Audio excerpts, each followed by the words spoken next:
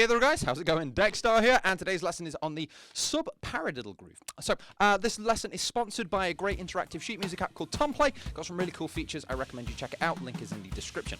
Right, let's see what's going on with this. So, you might have seen it before where you play a paradiddle groove, which is right hand on the hi-hat, left hand on the snare, and you just play a paradiddle. Right, left, right, left, right, left, left. And if you just play that, sounds kind of musical. Speed it up. You've got something you can use that. You put some bass drums with it. You get some funky kind of grooves. But the right hand, well, it's basically a paradiddle between the hands. So what we can do is we can take paradiddles, and even though a paradiddle is right, left, left, left, you can take that structure of a paradiddle and you can actually split it between hands and feet. So what we are actually doing in this one is taking the right hand out, we can play a paradiddle between the bass drum and the snare drum, which is a little bit trickier.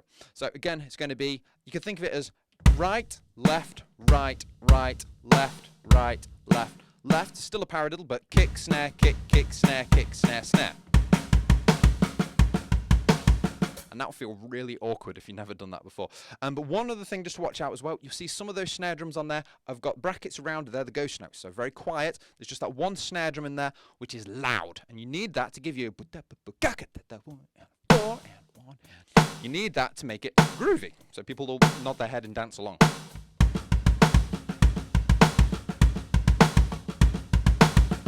So that's what we're looking for just there. And then we're going to put the right hand back with it. But here's the tricky thing. Once you've got that paradiddle between the hands and feet, which is tricky enough, I want you to play straight eighth notes on the hi-hat. So basically, 1 and 2 and the right hand is not going to be influenced by what your right foot and left hand are doing. So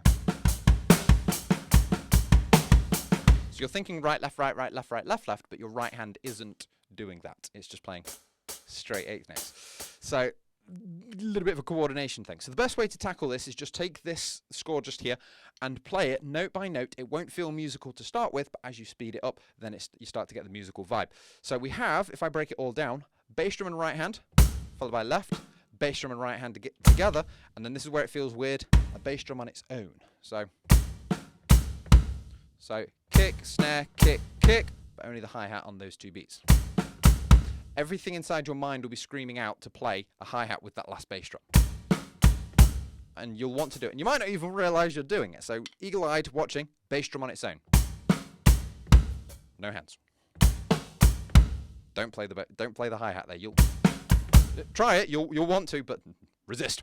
And then the second half is just the opposite of that. Snare, kick, snare, but again with this hi-hat. Snare and hi-hat together. This is the only time the hands are together in this groove. And then a kick. Oh no, there is one more. Duh. And then we've got a snare and a hi-hat together again, but this time it's a soft snare drum, followed by a snare drum on its own again. So again, just that second half again, snare drum and hi-hat together, bass drum, and then soft snare and hi-hat together, followed by a soft snare on its own. The important thing is you get that dynamic range, loud snare, quiet snare. Without that, it sounds like this.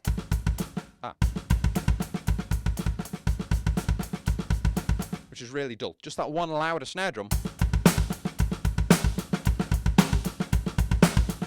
all of a sudden it sounds musical. You could use that. So don't skip that out. If you're like, oh, this is too hard, I'm going to skip that. No, don't skip that. Okay, that thing you need in there.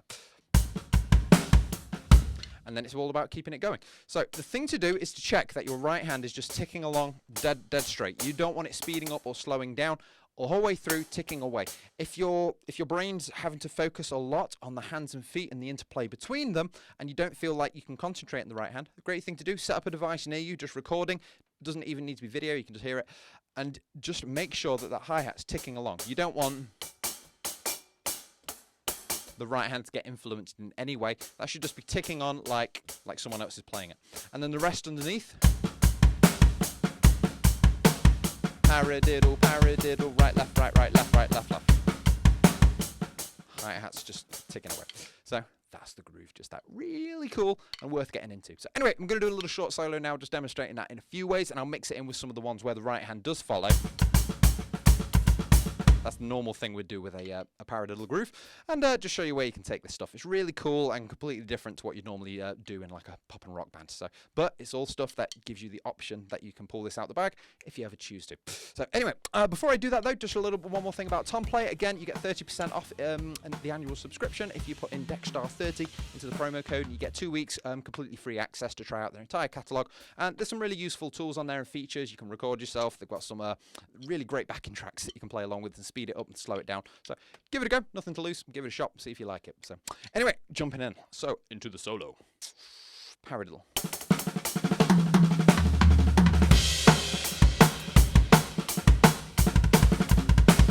That was too fast. I was overly ambitious there. There we go.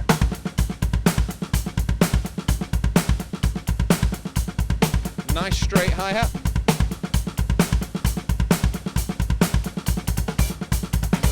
That's following the right foot. Straight hi-hat.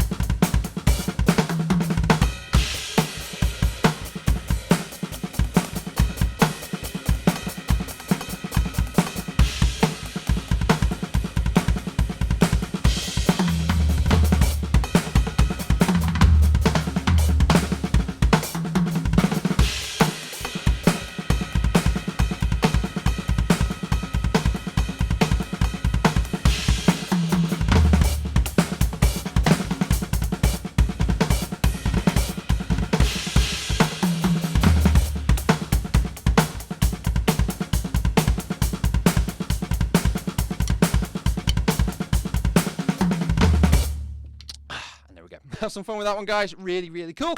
Please subscribe if you're new, and I'll see you for the next lesson sometime soon.